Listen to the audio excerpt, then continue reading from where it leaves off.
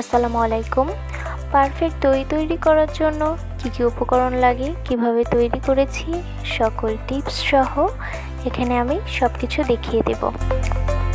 তো প্রথমে আমি একটি পাতিলে 1 কেজি আর 250 গ্রাম পরিমাণ মানে সোয়া 1 কেজি পরিমাণ দুধ নিয়ে নিয়েছিলাম। তো দুধটাকে জাল করে নিতে হবে। একটি বলক আসার পরেই আমি এখানে চিনি অ্যাড করেছিলাম।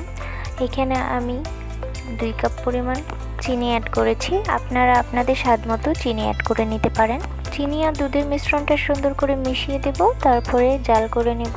অনেক বেশি জাল করে ঘন করা যাবে না, বেশি জাল করে নিলে দইটা আঠালো হয়ে যাবে। আমি টক দই নিয়ে নিয়েছিলাম হাফ কাপ পরিমাণ। তো টক দইটা এভাবে একটি স্ট্রেনারে রেখে পানি ঝরিয়ে নিতে হবে। পানি না ঝরিয়ে নিলে দই বসানোর পরে দইটা পানি ছেড়ে দিবে।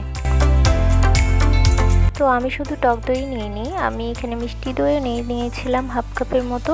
তবে আপনারা শুধু টক দই দিয়েও কাজটা করতে পারেন। আমি ক্যারামেল তৈরি করব, সেজন্য অন্য একটি পাতিলে চিনি নিয়ে নিয়েছিলাম 2 টেবিল চামচের মতো।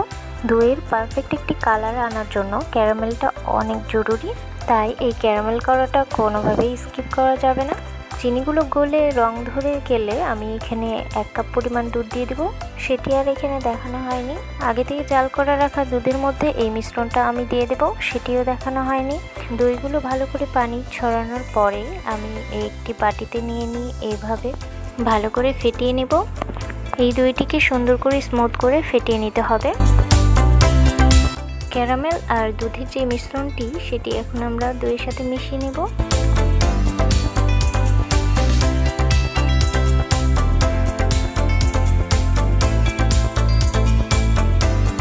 এখন এই মিশ্রণটিকে সুন্দর করে মিশিয়ে নিতে হবে।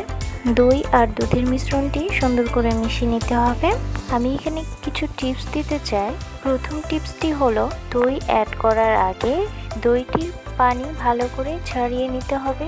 দ্বিতীয় টিপস হলো দই যখন আমরা জমতে দেব তখন কোনোভাবেই নাড়াচাড়া করা যাবে না, একটি নির্দিষ্ট জায়গায় রেখে দিতে হবে। 3 নম্বর টিপস হলো যেই পাতিলে দই জমতে দেব সেই পাতিলে ভালো করে দই লাগিয়ে নেওয়া। এই টিপসটি অনেক কার্যকর, আপনারা অবশ্যই ট্রাই করে দেখবেন। তো আমি এখানে 2টি মাটির পাত্র নিয়ে নিয়েছিলাম। একটি পাত্র আমি 3-4 বছর আগে কিনেছিলাম দই বসানোর জন্যই। আরেকটি পাত্র যেটিতে দই ছিল ইতিপূর্বে আমরা খেয়ে নিয়েছি, সেইটি।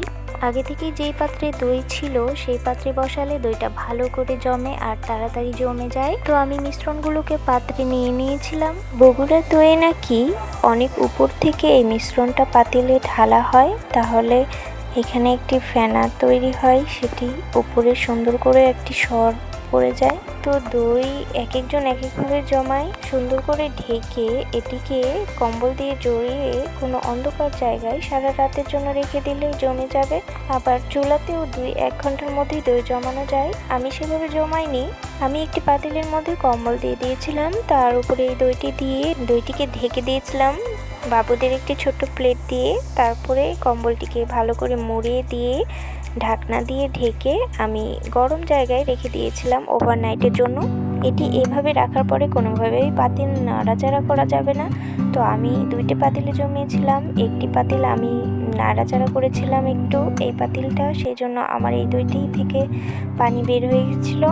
এখন তো বাজারে দই মেকার পাওয়া যায়, সেগুলোতেও অনেক ভালো দই জমানো যায়, অনেক ইজি। তবে আমি কখনো ট্রাই করে দেখিনি।